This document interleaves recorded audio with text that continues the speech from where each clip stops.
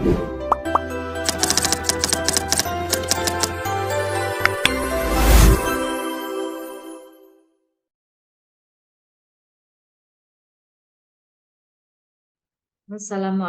warahmatullahi wabarakatuh. Apa kabar teman-teman semuanya? Senang sekali teman-teman selalu setia dengan channel ini ya. Kali ini saya rekod khusus nih buat teman-teman di YouTube karena ada sesuatu hal yang unik begitu yang pengen sekali saya sampaikan. Biasanya kan recording dari Zoom-Zoom, dari tayangan-tayangan televisi yang saya posting ya. Kali ini saya ingin memposting khusus ya. Saya record khusus untuk teman-teman pecinta YouTube Adib Sofia Official. Oke. Apa sih yang mau saya bagi kali ini? Yaitu teman-teman, mengapa kata perempuan sekarang ini lebih banyak digunakan daripada kata wanita? Itu yang sering ditanyakan kepada saya.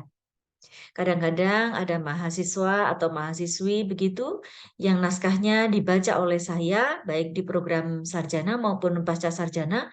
Ini kenapa sih di tempatnya Bu Adib nih kalau naskah ada kata wanitanya selalu diganti jadi perempuan gitu. Ada juga penulis di salah satu majalah perempuan ya yang saya aktif di sana sejak tahun 2001 teman-teman ya, berarti sudah hampir 22 tahun ini saya berjuang untuk eksistensi dari majalah itu. Ada juga yang bertanya, kenapa sih pada waktu saya submit sebuah artikel itu dengan kata-kata wanita. Kenapa kemudian terbitnya jadi perempuan ya? Karena sampai saat ini untuk rubrik-rubrik khusus saya masih membacanya sendiri ya. Jadi belum dialihkan kepada yang lain ini teman-teman. Walaupun saya sudah sering banget nggak ikut terlibat, tapi untuk rubrik khusus itu belum ditangani oleh orang lain. Nah, pertanyaan-pertanyaan mahasiswa-mahasiswi, kemudian penulis rubrik di majalah tadi, mengingatkan saya pada eh, guru saya bahasa Indonesia sewaktu di Madrasah Muallimat Muhammadiyah dahulu. Saya masih di Sanawiyah waktu itu kelas 1, saya ingat namanya Ibu Farida. Ibu Farida itu kalau ada yang mengatakan perempuan diingatkan, ojo ya, kue menggunakan kata wanita gitu. Lalu saya bertanya, apa perbedaan antara wanita dengan perempuan? Kenapa kita nggak menggunakan kata perempuan? Kita menggunakan kata wanita. Kenapa, Bu ya?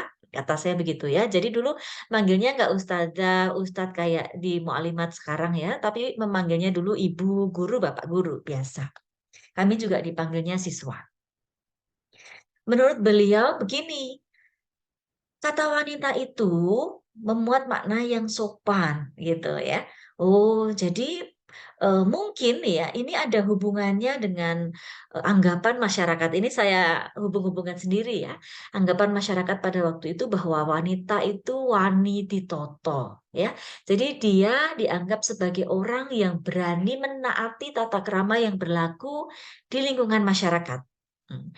Value apa yang mengatur dirinya dia ikut, maka disebut sebagai wanita atau wanita. Banyak orang mengatakan begitu. Saya belum menemukan rujukannya secara tekstual.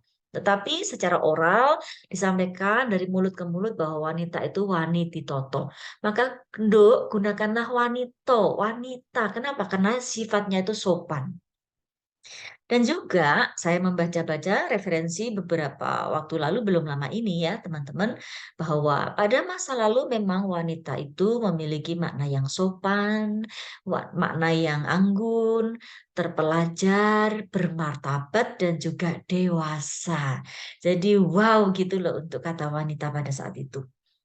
Sementara kata perempuan itu cenderung melekat pada entitas manusia yang bebas, ya. Pokoknya nggak terikat dengan sebuah aturan. Dia itu adalah entitas yang berbeda dengan laki-laki itu saja. Jadi gambarannya adalah sebuah atau seorang makhluk Allah, ya makhluk Tuhan yang bukan laki-laki, itulah perempuan. Jadi suatu hal yang bebas ya sehingga belum melekat makna-makna terkait dengan kesopanan, keanggunan, terpelajar, bermartabat dan dewasa Dia nggak punya labeling itu. Jadi melekat bebas saja, tanpa lekatan apa-apa gitu. Nah, pada waktu itu teman-teman ya, yang saya ingat pada masa saya kecil, pada masa saya masih pelajar gitu, semua lembaga formal juga memilih kata wanita ya. Ini identik juga pada masa Orde Baru masih banyak membuat lembaga-lembaga itu selalu menggunakan kata wanita. Kongres Wanita Indonesia, ya. Kemudian di kantor-kantor milik pemerintah, putri-putrinya atau istri-istri dari PNS ada organisasinya yaitu Dharma Wanita. Di kampus-kampus ada kajian-kajian tentang entitas perempuan yang disebut dengan Pusat Studi Wanita. Jadi kebanyakan kata-kata yang dipakai pada masa lampau memang wanita, bukan perempuan. Lalu bagaimana perkembangannya? Nah, perkembangan ini juga selaras dengan perkembangan ilmu teman-teman sekalian, karena sudah banyak sekali penelitian-penelitian kebahasaan yang menyangkut tentang perempuan dan wanita. Kan kita selalu mengikuti tentang perkembangan ilmu ya. Misalnya, bagaimanakah kita kalau akan memberi asupan makan bayi ya. Zaman dulu kan 4 bulan sudah diberi asupan. Sekarang karena perkembangan ilmu jadi 6 bulan kan begitu. Nanti perkembangan ilmu ada lagi gitu. Eh banyak hal gitu dalam kehidupan kita yang karena riset itu kemudian segala sesuatu menjadi berubah. Demikian pula riset-riset terkait dengan kata-kata. Baik, Anda bisa melihat ya, browsing gitu, apa perbedaan antara perempuan dan wanita. Ada yang perspektifnya historis ya, kesejarahan, ada yang perspektifnya linguistik, ada yang perspektifnya itu pragmatik ya, pragmatik ya. Ini bukan pragmatis loh ya. Ada yang kemudian ke semiotis, lebih lebih ke makna kata itu sebagai tanda. Ada yang sifatnya politis ya, bahwa kata perempuan dan wanita itu penggunaannya adalah secara politis dan ada juga yang secara ideologis. Browsing-browsing aja, banyak banget pembahasannya. Sedikit saja saya paparkan di sini dari hasil pembacaan saya. Ternyata kata wanita itu berasal dari bahasa Sanskerta. Ada yang mengatakan begitu, yaitu venita atau vanita ya kan V dengan W sering kalau bahasa Sanskerta kemudian diserap menjadi W banyak ya beberapa ya yang memiliki arti yang diinginkan. Nah, arti yang diinginkan ini berarti dia di, bukan me gitu. Dia itu pasif, bukan aktif. Dia itu berarti objek, bukan subjek. Artinya, wanita itu bukan dianggap sebagai jenis kelamin tertentu, ya, melainkan sebagai objek yang selalu diinginkan. Diinginkan oleh siapa ya? Karena hanya dua, laki-laki dan wanita ya. Itu berarti diinginkan oleh laki-laki dalam analisis-analisis saya baca begitu.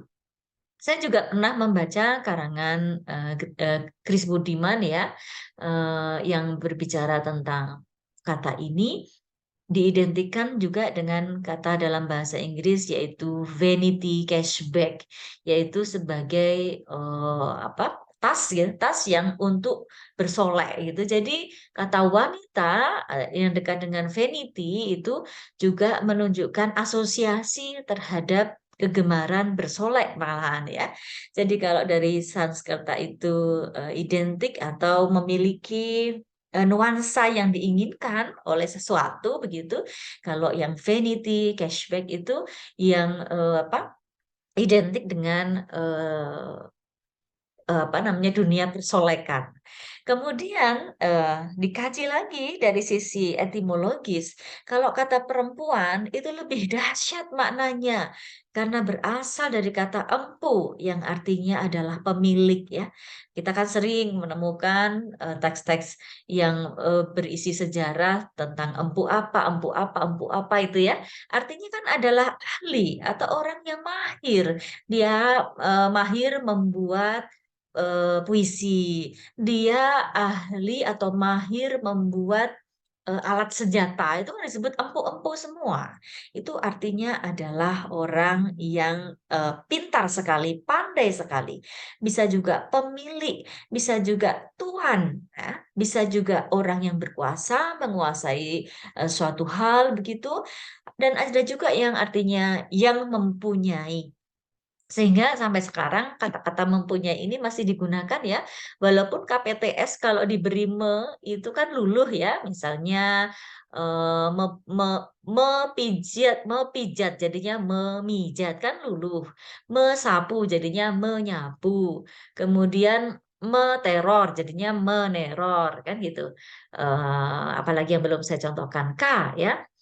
Mengerjakan, jadi mengerjakan. Semuanya luluh, tetapi kalau mempunyai tidak luluh. Karena apa? Karena kata dasarnya itu empu. Maka kita pernah mengenal, kita pernah menggunakan, bangsa ini pernah menggunakan kata empu, yaitu artinya adalah orang yang punya, orang yang ahli, orang yang memiliki, ya, orang yang menjadi tuan, orang yang berkuasa.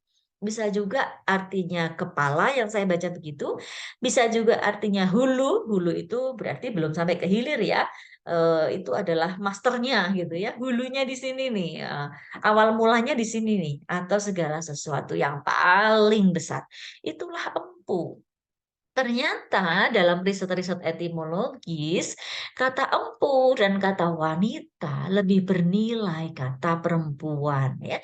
Kata empu dan wanita lebih bermakna empu ya. Sehingga pada masa sekarang kata-kata ini dipilih kembali untuk digunakan menunjukkan entitas tertentu yang bukan laki-laki. Kini, teman-teman semua, kata perempuan ini umumnya digunakan untuk menunjukkan manusia segala umur, ya. Kemudian kata ini dinilai oleh para pakar bahasa memiliki arti yang mulia. Kenapa? Karena perempuan itu tadi teman-teman memuat kemandirian perempuan, menunjukkan bahwa perempuan itu punya potensi, menunjukkan bahwa perempuan itu setara dengan laki-laki, bukan yang diinginkan, bukan yang pesolek ya. Sehingga kata perempuan itu sebetulnya telah dipilih oleh para penggerak masa lalu, teman-teman ya. Dahulu malah sebelum Indonesia merdeka, kita seringnya menggunakan kata perempuan, teman-teman. Buktinya apa? Buktinya pada tanggal 22 Desember 1928 yang sekarang kita jadikan sebagai Hari Ibu itu namanya adalah Kongres Perempuan, ya. Dan kalau kita membuka buku-buku yang old ya, yang dari zaman old, dari historis gitu ya. Saya misalnya sedang meneliti tokoh pers perempuan Indonesia ya, yaitu namanya Hayina. Dia selalu menuliskan kata perempuan, perempuan, perempuan. Jadi sebelum merdeka, maka teks-teks yang beredar di kalangan para cendekiawan itu adalah kata perempuan itu. Sehingga teman-teman semua, ketika saat ini kembali kita menggunakan kata perempuan, misalnya tentang gerakan perempuan, LSM perempuan, ulama perempuan, dan perempuan-perempuan lainnya, sebetulnya kita bukan berarti melupakan masa lalu, justru kita mengembalikan spirit perjuangan awal gerakan perempuan di Indonesia. Karena pada masa lampau yang digunakan justru adalah kata perempuan, bukan kata wanita. Mari kita kembalikan spirit gerakan perempuan ini dengan sering-sering menggunakan kata perempuan. Mungkin itu dulu ya teman-teman. Lain kali kita akan bahas lagi kata-kata tentang perempuan dan wanita ini. Salam, assalamualaikum warahmatullahi wabarakatuh.